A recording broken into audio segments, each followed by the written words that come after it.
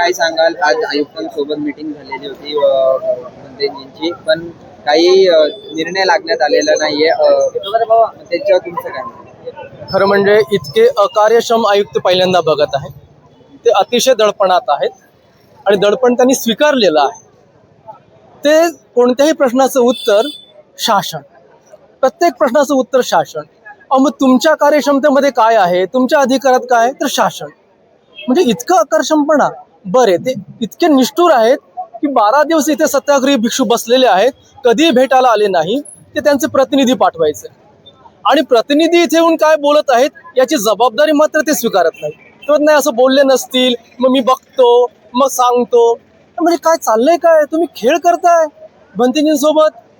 तर हे सगळं अन्यायी वातावरणात ते सहभागी आहेत, म्हणून त्यांच्यावर कारवाई व्हायला पाहिजे. त्यांना इथून सस्पेंड व्हायलाच पाहिजे. ते भंतेजी आहेत, मोगलाईन भंतेजी, ते बोलतील काही. तुम्ही काय सांगाल? नमो बुद्धाय, जय भीम. पहिले प्रथम आजच्या या ठिकाणी बुद्धभूमी फाउंडेशन यांच्या वतीनं भव्य दिव्य असा मोर्चा काढण्यात आला. इथं जवळपास 15 दिवस धरणे धरण्यात आली. परंतु जे गोविल आहे ते पक्का मनुवादी माणूस आहे, त्याला उत्तर देण्याची शक्ती नाही.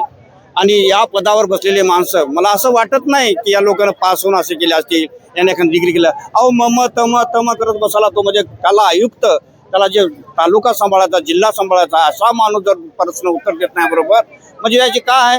आणि म्हणून आमच्या लोकांना, या लोकांना गुमराह केलेला आहे. आमच्या बुद्धभूमी फाउंडेशनला या लोकांना काय केलेलं आहे की त्याला डिवाइस, म्हणजे आमचं घर असून आम्हाला सांगतात की आम्ही ते डेव्हलपमेंट करतो. आम्ही 40 वर्षापासून त्या घरात राहिलो ना, आम्हाला सांगतात की आम्ही डेव्हलपमेंट करतो. तुम्ही कोण डेव्हलपमेंट करणार होता?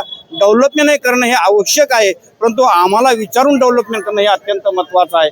म्हणून असा या गोविल असो, त्याच्या पाठीमागे कोणाची शक्ती असो, अशाच आम्ही या गोविलचा निषेध करतो की त्यांना पुन्हा समजून घ्यावं की या जय भीमवाल्याच्या नादी लागू नये. नमो बुद्धाय, जय भीम.